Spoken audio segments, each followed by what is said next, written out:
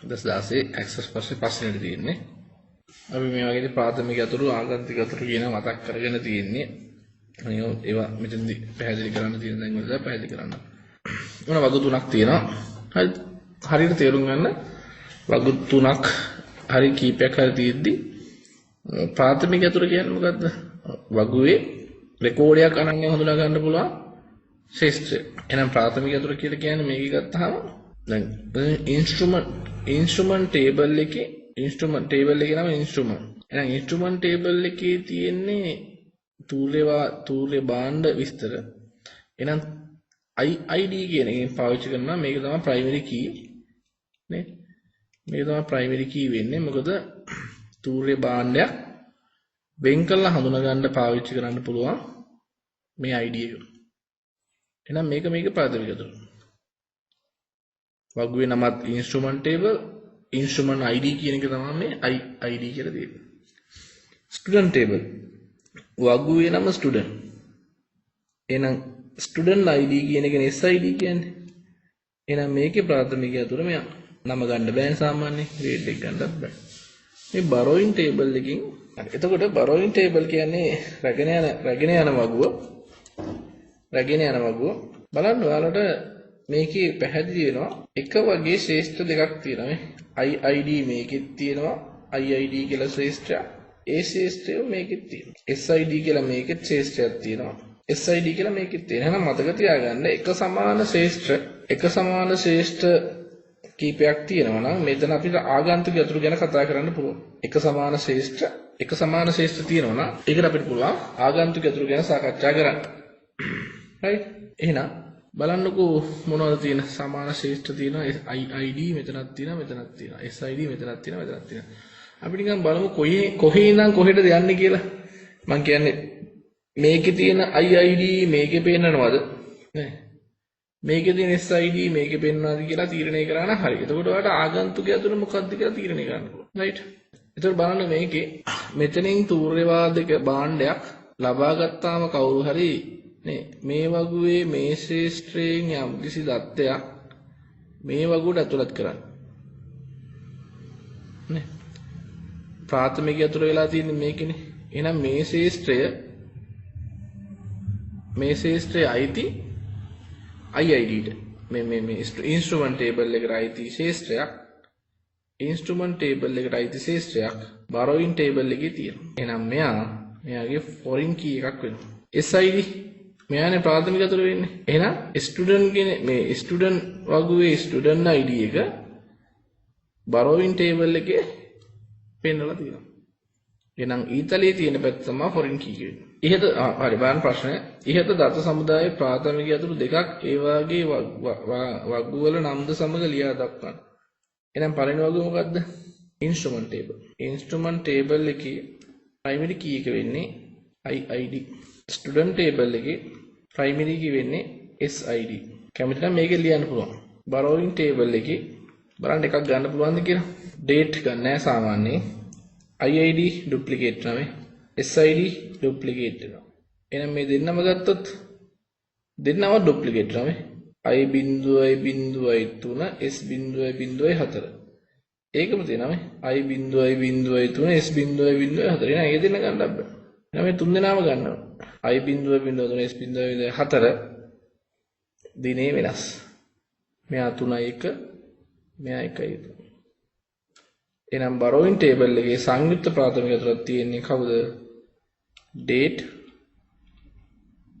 plus ID plus SID. අය මේකට කියනවා සංයුක්ත ප්‍රාථමික අතුර. ඉතින් දෙකයි ලියන්න තියෙන්නේ. තුනක් මම ලිව්වා. සංයුක්ත ප්‍රාථමික අතුර.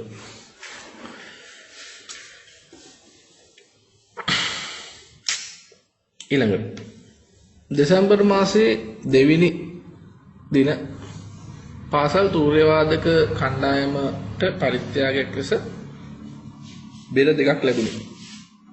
අන්න බෙර දෙකක් හම්බුණා. එහෙනම් අපි බෙර දෙකක් හම්බුණා නම් කොයි වගේද දාන්නේ? මෙන්න මේ වගුවට ඇතුළත් කරන්න ඕන. බෙර දෙකක් හම්බුණා නම් මෙන්න මේ වගේ දාන්න බෑ. drums.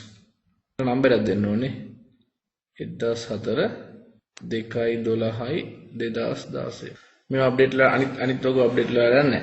එහෙනම් ඊට උත්තරේ තූර්ය භාණ්ඩ වගු.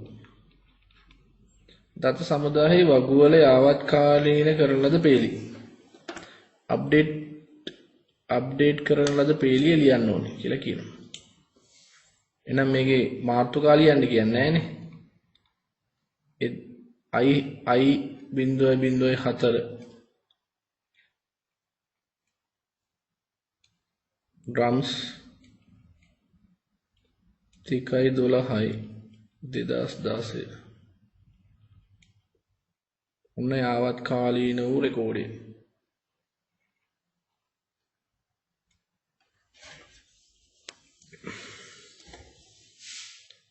ඊළඟට 2016 දෙසැම්බර් 8 වන දින සමන් තූර්යවාදක කණ්ඩායමට බැඳෙනවා. සමන් කියන්නේ දැනට නැති කෙනෙක්. එහෙනම් සමන්ව මේකට ඇඩ් කරන්න ඕන. 6 වෙනවා. සමන් වෙනවා කියලා මතක තියාගන්න.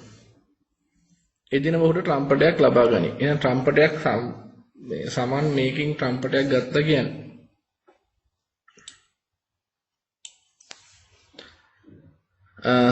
සමන් මේකින් ට්‍රම්පටයක් ගත්තා කියලා කියන්නේ ලබා ගන්නා වගුව අප්ඩේට් වෙන්න ඕන.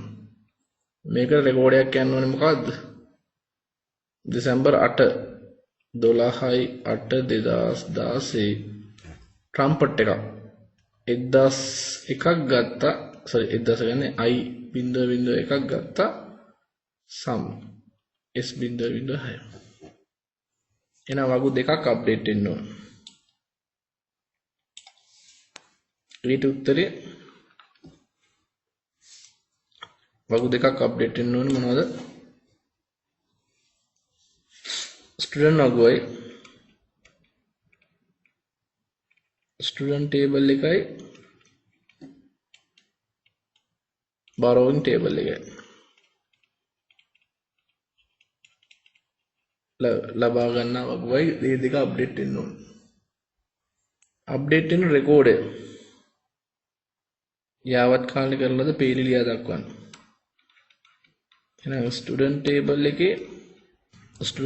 එකේ අප්ඩේට් වෙනුනේ කවද?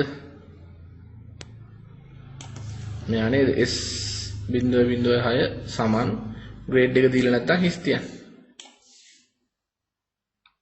S 0.06 සමන් අනිත් එක හිස් තියන්න. ආය අප්ඩේට් වෙන්න ඕනේ borrowing table එකේ නේ.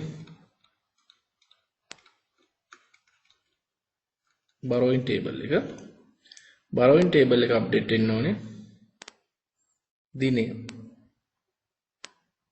8යි 12යි 2016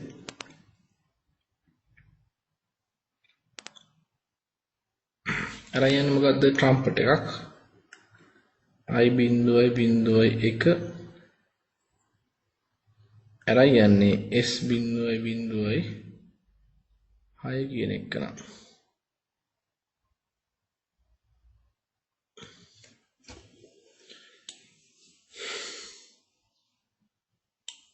update recording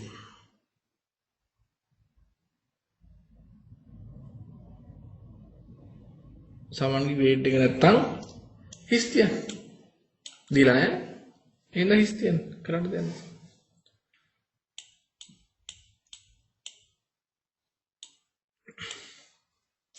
එච්චරනේ ඉතින් ලකුණු 10ක් ගන්න බලන්න අවුරුදු කියලා ප්‍රශ්නේ ඉතින් 2016 access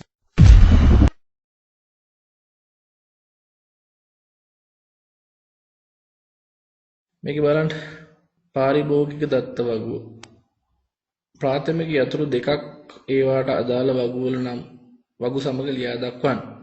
වගු තුනේම ලියමු බලන්න.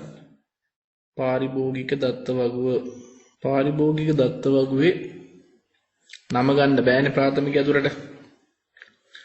account number එක ගන්නත් බෑ මේකේ. අනේ පුළුවන් account number එක duplicate 1 2 3 4 එහෙනම් මේකේ account number එක තමයි ගන්න වෙන්නේ. ගාස්තු වගුව රේට් එක තියෙනවා ටයිප් එක තියෙනවා. R කියන ටයිප් එකේ රේට් එක 16 තමයි. C කියන ටයිප් එකේ රේට් එක 18 තමයි. එහෙනම් ගාස්තු වගුව ටයිප් භාවිත වගුවේ මේක ගන්න බෑ. account number කොහොමද ගන්න බෑ. ඒක කලින් ගත්තානේ මේ primary key අරන්න තියෙන්නේ. මේකෙන් account number ගන්න බෑ. අනික duplicate වෙනවා නේ. දෙකක් තියෙනවා.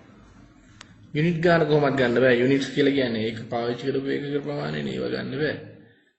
ජනවාරි ගන්නත් බෑ. duplicate වෙනවා. සංයුක්ත ප්‍රාථමික අතුරක් තමයි ගන්න වෙන්නේ මේ දෙන්න. එහෙනම් භාවිත වගුවේ තියෙන්නේ month එකයි ධන account number එකයි ගන්න වෙනවා.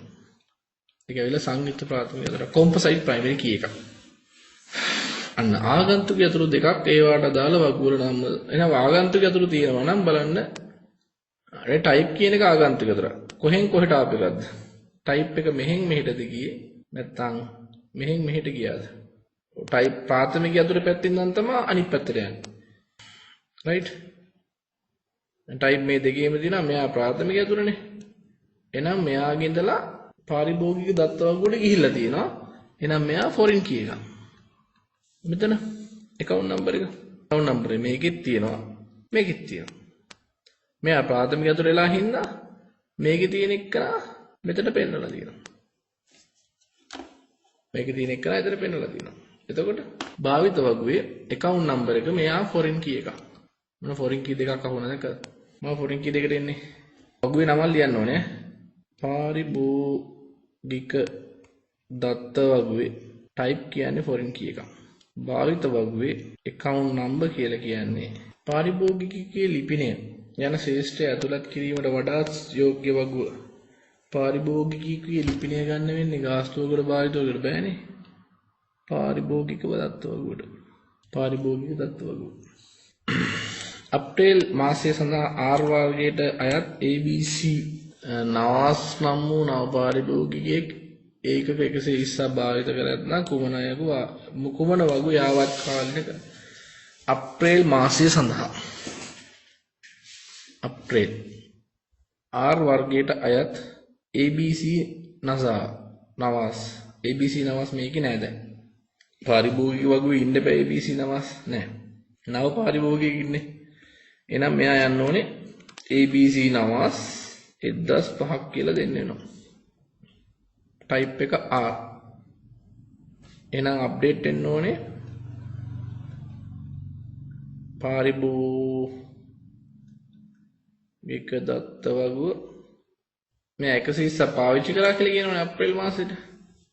එහෙනම් අප්‍රේල් මාසෙට 120ක් පාවිච්චි කරා නම් මේකටත් යන්න ඕනේ රෙකෝඩ්. මාසේ අප්‍රේල් 1005 120යි. එහෙනම් භාවිත වගුවත් අප්ඩේට් වෙන්න ඕනේ.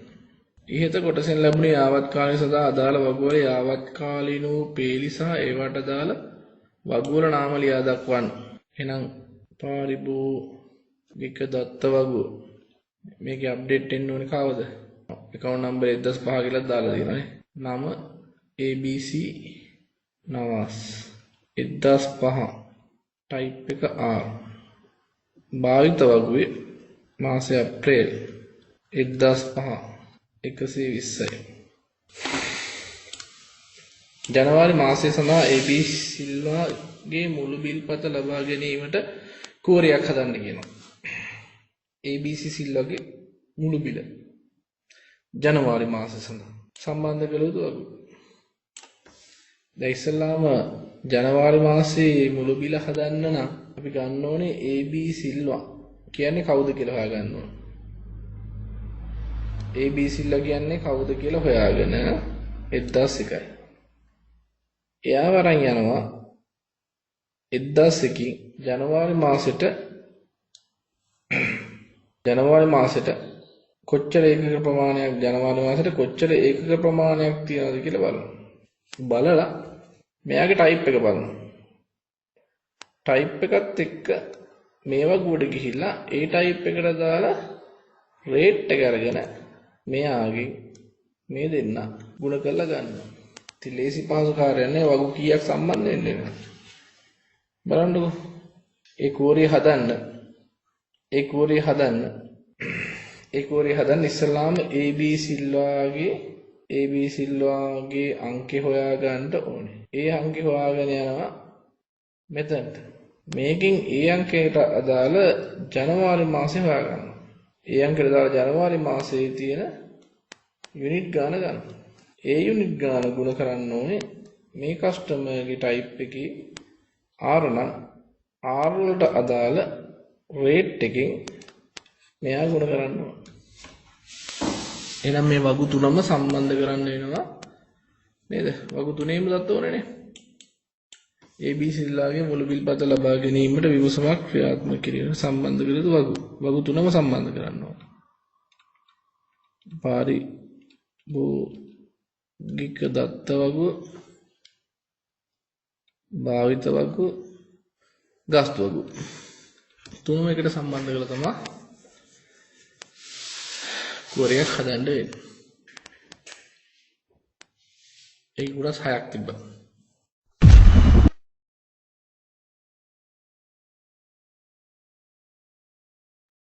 දෙස් 18 ඔන්න ආය වගු තුනක් තියෙනවා. කෝරියක් කියලා කියන්නේ මොකක්ද කියලා අහන්නේ. කෝරියක් කියලා කියන්නේ විමසුමක්. විමසුමක් කියලා කියන්නේ අපට අවශ්‍ය ආකාරයේ දත්ත තෝරලා ගන්න පුළුවන් ක්‍රමයක් කෝරියක් කියලා කියන්නේ. අවශ්‍ය පරිදි කෝරියකින් කරන්නේ අපට අවශ්‍ය පරිදි දත්ත වගුවෙන් තෝරලා දෙනවා. වගුව දිහා බැලුවට අපිට එකපාරටම තීරණය කරන්න බෑනේ. නේ? කෝරියකින් කරන්නේ මේ වගේ අපිට වගුවේ බලන්න ඕන නම් ටික විතරක් බලන්න පුළුවන්. යුනිට් ගාන යම් කිසි ප්‍රමාණයට වැඩි විතරක් බලනවා නම් එහෙම බලන්න පුළුවන්. රයිට්. ප්‍රාථමික අතුරු දෙකක් ඒවට දාලා වගු වල නම් සමග ලියා දක්වන්න. විකුණුම් වගුව. බලන්න පටන් ගත්ත ගමන්ම මේකේ විකුණුම් වගුව මුලින් තියෙනවා. රයිට්. ඒතකොට මේක ඇවිල්ලා මන්ත් එක ගන්නත් බෑ. shop ID ගන්නත් බෑ. ඩුප්ලිකේට් නෙමෙයි. අනු පිටපත් වෙනවා. එනක ඒක ගන්න කවද? මේ ජනවාරි shop ID එක. මාර්තු shop ID එක. ආය මාර්තු shop ID එක දෙක. වෙනස් වෙනවා නේ. එහෙනම් පළවෙනි එකේ ගන්න වෙන්නේ පළවෙනි එක ගන්න කවද? විකුණුම් වගුවේ කොම්පොසයිට් එකක් තියෙන්නේ කවද? month එකයි shop ID එකයි. විකුණුම් වගුවේ. කැටගරි නම් අනිවාර්යෙන් milk කැටගරි නම්බර එක තමයි primary key වෙන්නේ. මේක primary key. එහෙනම් කාණ්ඩ වගුවේ කැටගරි ශාඛා වගුව මේ වගුව වලද නම් යටින් දෙන්නේ එහෙම කරන්නේ ඔයාලා වරද්දන්න. මේ කලින් වගුව වල යටින් දීලා දැන් උඩින් නම් ටික දෙන යටින් දෙනවා. ශාඛා වගුවේ කෙලිම shop ID පාවිච්චි කරන්න පුළුවන්. ශාඛාවක් අනන්‍ය හඳුනා ගන්න තමයි shop ID තියෙන්නේ. shop ID.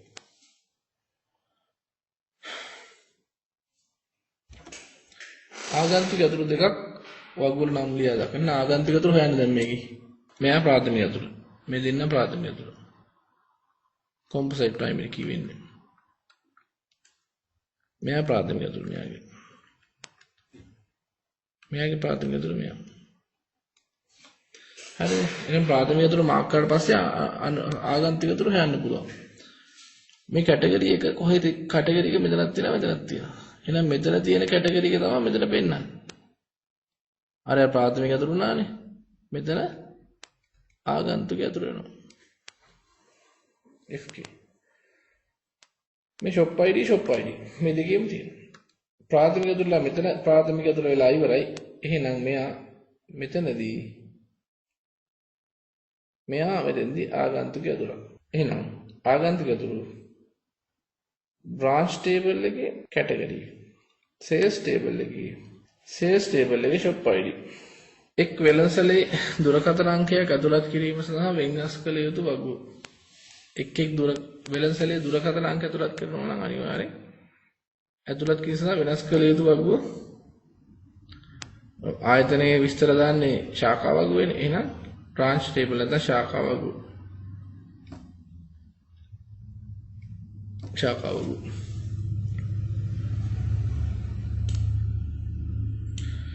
ABC කොලේජයේ මුළු විකුණු සොයා ගැනීම සඳහා විමසුමක් නිර්මාණය කිරීමට බද්ධ කළ යුතු ටේබල්. විමසුමක් හදනවා කියන්නේ වගුවෙන් දත්ත තෝරලා ගන්න. ABC කොලේජයේ මුළු විකුණු හොයන්න. එහෙනම් ඉස්සලාම එයා ගන්න ඕනේ මොකද්ද? ABC college. එයාගේ shop ID මොකද්ද? 0.1. එයාගේ මුළු විකුණුම හොයන්න නම් මෙයාගේ shop ID හොයන් ගියා මෙයාට. එහෙනම් ඔන්න තියෙනවා ජනවාරි මාසේ 12400යි, මාර්තු මාසේ 18700යි, පෙබරවාරි මාසේ 11200යි. සේල් එක. එහෙනම් ඔය ටික බලන්න ඕනේ. කැටගරි එක අවශ්‍ය නැහැ නේ. එහෙනම් මේ වගේ shop ID ටික අරන් ගිහලා බලන්න පුළුවන්. වගු දෙකයි නේ සම්බන්ධ කළ වගු sales table එකයි. sales table එක join කරන්න ඕනේ. ඊට අමතරව ශාඛා වගු sales table එක branch table එක. shop ID 4 ගුණාව වෙනසලක් milk and photo type photocopying අලෙවි සඳහා හිස් කොලේජ් හි විවෘත කළේ උපකල්පනය කරන්න. shop ID 4. එහෙනම් මේක අලුතෙන් යන්න ඕනේ. විවෘත කළ තියෙන්නේ HIG college. HIG college milk and photocopy. milk and photocopy එකක් තියෙනවා. milk and stationery තියෙනවා. එහෙනම් මෙතන D කියලා දාන්න ඕනේ. milk and එන යාවත් කාලන වගු මොනවද? ශාඛා වගු branch table එක. branch table එක අප්ඩේට් වෙන්න ඕනේ. category table එක අප්ඩේට් වෙන්න ඕනේ.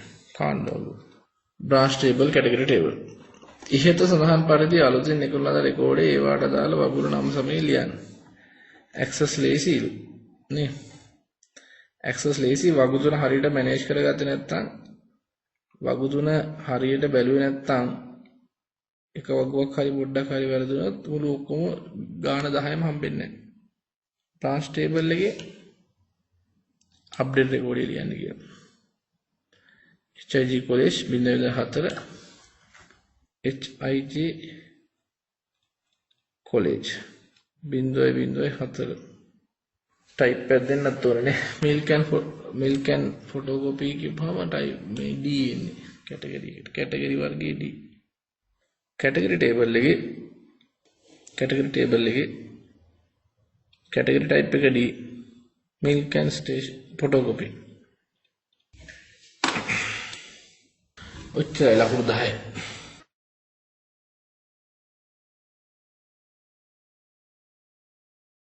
බලුන් 2019 මේක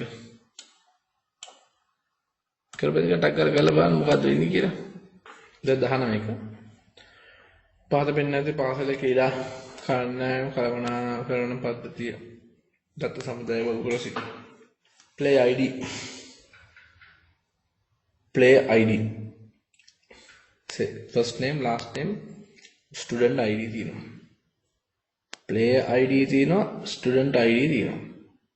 වගුවේ නම මොකද්ද? player. එහෙනම් වගුවේ නම player නම්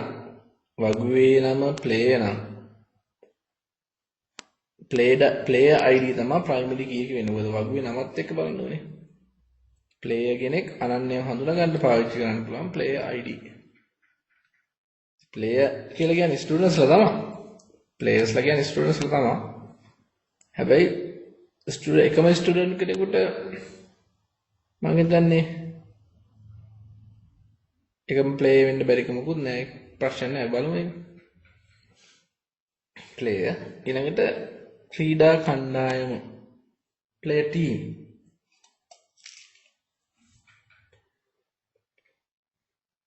T1 team ID play ID T1 එකට 1002 කියන player join වෙනවා 2013 T1 එකට මේකෙත්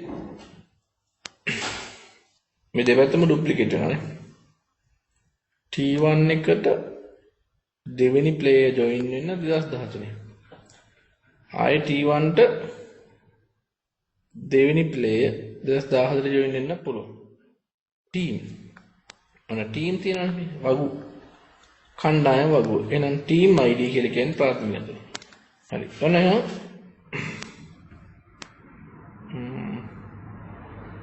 ප්‍රාථමික අතුර මාක් කරානේ. එහෙනම් මෙයා ප්‍රාථමික අතුර නම් මෙයාගෙන් දත් අරන් තමයි මෙයා හදලා තියෙන්නේ. එහෙනම් මෙයා ප්‍රාථමික අතුර නම් මෙයාගෙන් දත් අරන් තමයි මෙයා හදලා තියෙන්නේ. දැන් මෙයාත් foreign key එකක් වෙනවා. නේ? foreign key දෙකයි. කණ්ඩායම. ටීම් වගුවේ ප්‍රාථමික අතුර කුමක්ද? ටීම් වගුවේ ප්‍රාථමික අතුර ටීම් ඇතුලේ ප්‍රාථමික අතුර ටීම් ID. ක්‍රීඩකයා ප්ලේයර්. වගුව තුල පැවතිය හැකි ප්‍රාථමික අතුරු ලියා දක්වන්න. player ID මේ වගුවේ player ID කියන එක ප්‍රාථමික කරා මේ duplicate වෙන්නේ නම ගන්න බෑ last name ගන්න student ID එක duplicate වෙන්නේ නැත්තම් player ID සහ student ID අතුරු ලියා දක්වන්න කියන්නේ සහ student ID player ID එකයි student ID එක තමයි ප්‍රාථමික කරන්නේ මේක කියනවා වෙනස් කී සිදු වෙන්නේ ආවත් කාලෙද වගු මොනවා 2019 දී පියල්ලාල්ලිස් නමු නව සිසුවෙක් පාසලට ඇතුළත් වී U17 ක්‍රිකට් කණ්ඩායම වැඩ. U17 දැනට ඉන්නවා. U17 ක්‍රිකට් තියෙනවා. එහෙනම් එයා අප්ඩේට් වෙන්න ඕනේ නැහැ. නවල් සිසු වෙන්නේ. නවල් සිසු වෙන්න මේකට එන්න ඕනේ. P1007 PL40 ස්ටූ නම්බර එක S හදස් දෙකයි බිඳුවයි පහ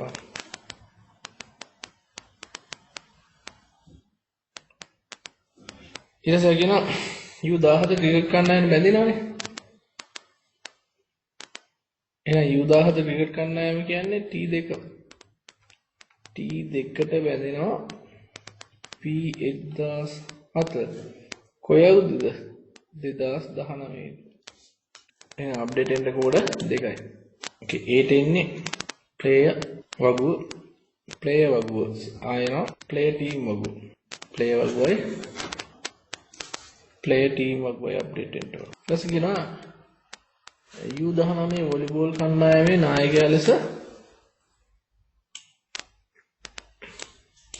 නිමල් ෆර්නෑන්ඩෝ එහෙනම් U19 වොලිබෝල් ටීම් එක මේකනේ මේකේ කැප්ටන් ලෙස නෑ දාන්නවනේ නිමල් ෆර්නෑන්ඩෝ පත් කිරීම නම් නිමල් ෆර්නෑන්ඩෝ බලන්න ඉන්නවා මේකදී අප්ඩේට් කරන්න ඕනේ මේ නායකයා වෙනස් කරා නම් මේකදී අප්ඩේට් කරන්න ඕනේ ටීම් කියන වගුව වෙනස් කරන්න ප්ලේයර් වගුවයි ටීම් වගුව 2019 කීච්චි ටික බලන්න ඕනේ නායකයාස ෆර්නෑන්ඩෝ පත් කිරීම කියලා කියනවා. ඊට ඉහත දෙක කොටසේ සඳහන් වෙන කන සිදු කියන දාලා වගුවල අන්න වගු නාමය ශ්‍රේෂ්ඨය කියලා ලියන්න කියනවා. එහෙනම් අප්ඩේට් වෙන රෙකෝඩේ ලියද්දී කොහොමද ලියන්නේ? ඊට දෙක කොටසේ අහන් වෙනස්කම් සිදු කියන දාලා වගුවල ඇතුළත් කළ යුතු නව රෙකෝඩය වගු නාමය ආකාරයෙන් වගු නාමය දාන්න ඕනේ ක්‍රීඩකයානේ මම මෙතන ලියන්න ඔයාලා වෙනම ලියන්න ක්‍රීඩකයාට දීලා තියෙන නම්බරයක් නේ player ID P11 කියලා පුරා කරගන්න PL40 සහ player ID එක එහෙනම් මෙයා PL40 ස්ටුඩන්ට් ID දුන්නානේ S42.5 කියන රෙකෝඩේ ලියන්න කියලා කියන්නේ 2009 වර්ෂයේදී මෙම් පාසල 2017 U17 ෆුට්බෝල් කණ්ඩායම T7 ආරම්භ කරන ලදී. එහි නායකයාස පත් කරන ලදී. 2019 වසරේදී මෙම් පාසලේ 17න් 15ට ෆුට්බෝල් කණ්ඩායම. දැන් 17න් 15. එහෙනම් අලුතින් මේකට යන්න ඕන මොකද්ද? T7 ෆුට්බෝල් U17 කණ්ඩායම ආරම්භ කරන එහි නායකයා ලෙස ශාන් අල්මයිද ඉන්නවනේ. P105. ඔන්න අලුත් ටීම් එකක් හැදුවලු. නායක ලෙස පත් කරයි. එහෙනම් මේ ශිෂ්ට්‍රී වගුවල නමත් එක්ක ලියන්න කියලා කියනවා. U19 ක්‍රිකට් කණ්ඩායමේ නායකයාගේ නම සොයා ගැනීමට විමසුමක් ලියවීමට සම්බන්ධ වූ වගු. U19 ක්‍රිකට් කණ්ඩායමේ නායකයාගේ නම U19 ක්‍රිකට් කණ්ඩායමේ නායකයා. මෙයාගේ නම බලන්න කියලා. මෙයාගේ නම බලනවා යන්නේ මොනවා? මෙන්න මේකනේ. මේක ගිහලා රාජ් කියලා කියන්නේ. එහෙනම් මේ වගේ දෙක සම්බන්ධ කරන්නේ. ප්ලේයර් එකයි ටීම් එකයි. ප්ලේයර් වගුවයි සම්බන්ධ කරනවා ප්ලේයර් වගුවයි ටීම් වගුවයි. ප්ලේයර් වගුවයි ටීම් වගුවයි සම්බන්ධ කරනවා. ඔන්න ඇක්සස්